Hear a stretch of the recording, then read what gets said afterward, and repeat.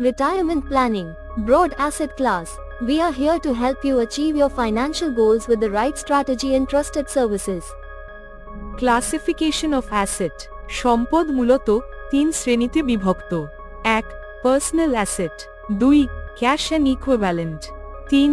Investment asset. Personal asset প্রধানত ব্যক্তিগত ব্যবহারের সম্পদ, বিক্রির জন্য নয়, যেমন নিজের বাসস্থান, অলংকার, ইলেকট্রনিক সামগ্রী এবং আসবাবপত্র, ব্যক্তিগত ব্যবহারের যানবাহন ইত্যাদি।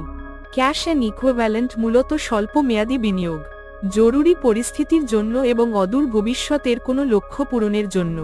এখানে উচ্চ লাভ নয়, ফান্ডের লিকুইডিটি হলো আসল উদ্দেশ্য, যেমন savings bank account, fixed deposits, small savings ইত্যাদি। ইনভেস্টমেন্ট অ্যাসেট মূলত দীর্ঘমেয়াদী বিনিয়োগ, দীর্ঘমেয়াদী লক্ষ্য পূরণের পাশাপাশি সম্পদের মূল্য বৃদ্ধি, নিয়মিত আয়ের উৎস সৃষ্টি ইত্যাদি কারণে এই বিনিয়োগ করা হয়।